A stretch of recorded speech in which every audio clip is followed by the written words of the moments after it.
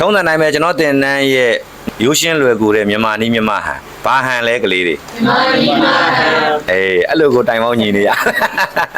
နော်အဲ့တော့ခုဒါကျွန်တော်ကညှက်ချင်တဲ့ပုံစံကျွန်တော်ဘေးကိုပါမယ် normal ကတ်လောက်ပဲပါမယ်ကျွန်တော်ရှိတ်လောက်ပဲသွားမယ်ဖိတ်မသွားတော့ဘူးကျွန်တော်ရဲ့တင်ကြားတဲ့ပုံစံတွေတဲ့အတိုင်းတင်ရိုးညွန်းနှံတဲ့အတိုင်းကျွန်တော်တင်တန်းသူတင်တန်းသားတပည့်တွေကိုတင်ကြားပြသနေတဲ့အတိုင်းဆိုလို့ရှိရင်ထုံးစံတိုင်းပဲတစ်ပါလဲဟောမေ့သွားပြီတို့ညံကောင်းတယ်တစ်ကောင်းပွဲစည်းပုံနှစ်သပင်ကျော်သုံးပုံလက်ပေါက်ကြောင်းသုံးလေးโอเคတစ်ကောင်းဖွဲ့စည်းပုံနှစ်သပင်ကျော်သုံးပုံသပင်ပေါက်ကြောင်းသုံး customer ရဲ့မျက်နှာကျလေး customer ရဲ့အကြိုက်ပေါ့နော်ဒါကျွန်တော်ရဲ့မြန်မာနီးမြန်မာဟန်ရိုးရှင်းလွယ်ကူတဲ့ထဲကတင်ရိုးညွန်းတန်းတွေကအတိုင်းဘ ഹു တုတရအောင်ပညာရအောင်ကျွန်တော်ညှက်ပြပေးမှာဖြစ်ပါတယ်အဲ့တော့ကျွန်တော်တို့တစ်ခေါင်းဖွဲ့စည်းပုံလို့ဘာကြောင့်ပြောရလဲဆိုတဲ့အခါကျတော့တယောက်နဲ့တယောက်ခေါင်းဖွဲ့စည်းပုံတွေတူလားမတူပါဘူးခေါင်းဖွဲ့စည်းပုံလည်းမတူဘူးအဲ့တော့နှစ်သပင်ကျော်သုံးပုံသပင်ပေါက်ကြောင်း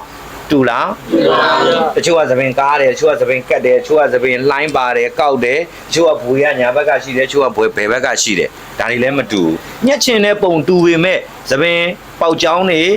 မတူတာဖြစ်တဲ့အတွက်ကြောင့်မလို့ခေါင်းဖွဲ့စည်းပုံတွေမတူတာဖြစ်တဲ့အတွက်ကြောင့်မလို့ညှက်ရတဲ့အယူဆဘယ်ညာတွေရောတူပါမလားတူပါဘူးတစ်မျိုးတည်းကိုပဲဒါကြောင့်မလို့ဆရာတို့ခွဲချမ်းစိတ်ဖြာတဲ့နီးဆိုတာပါလာတယ်မလားဟုတ်တယ်နော်โอเคအဲ့ကြတော့နောက်တစ်ခု3 customer ရဲ့မျက်နှာကျဟုတ်တယ်နော်တယောက်နဲ့တယောက်မျက်နှာကျတွေရောတူလားတူပါဘူးတချို့ကမျက်နှာဝိုင်းတယ်တချို့ကမျက်နှာပြားတယ်တချို့ကမျက်နှာ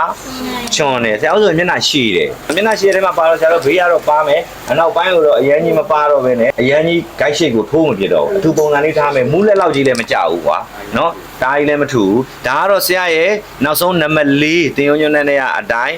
customer ရဲ့အကြိုက်ဆိုတဲ့အတိုင်းဒါဆရာကြိုက်တဲ့ပုံစံကိုညှက်တာသဘောပေါက်လားအဲ့တော့မင်းတို့တွေဧည့်သည်တယောက်ကိုညှက်ပေးတယ်ဆိုလို့ရှိရင်လေသူ့ရဲ့အကြိုက်ကိုအရင်ဆုံးမေးပါမေးပြီးပြီဆိုလို့ရှိရင်သူ့ရဲ့ခေါင်းဖွဲ့စည်းပုံကိုကြည့်ပါသူ့ရဲ့သပင်ကျော်သပင်ပေါက်ကြောင်းကိုကြည့်ပါသူ့ရဲ့မျက်နှာကျကိုကြည့်ပါပြီးရင် live ဖက်တဲ့ပုံစံလေးအောက်ခြေ foundation မှာထားရမယ်အထူအပထားပေးရမယ်အနေမြင့်အပေါ်ပိုင်း तू ကဘယ်ဘက်ကိုဖီးချင်တာလားညာဘက်ကိုဖီးချင်တာလား तू ဖီးချင်တဲ့ပုံပေါ်မှာမူတည်ပြီးတော့အတူအရှိကိုသတ်မှတ်ပေးဖို့လိုအပ်ပါတယ်โอเคနားလည်မလားโอเคနားလည်ရင်စပြီးတော့ foundation လေးအကျန်းနဲ့ညှက်မယ်ဗီဒီယိုဖိုင်လေးကတော့နည်းနည်းရှည်ပါလိမ့်မယ်စိတ်ရှည်လက်ရှည်နဲ့ဒီစာလေးကြည့်ပေးပါပညာတစ်ခုခုတော့ရပါလိမ့်မယ်โอเคရပြီ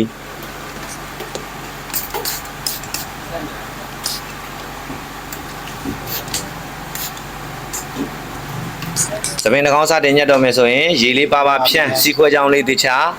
ညီညာစွာခွဲပြီးပြီဆိုတော့မှတတ်မှတ်တဲ့ဂိတ်လေပဲနဲ့အောက်ခြေ foundation ကိုအကျန်းတည်းစညက်မယ်နော်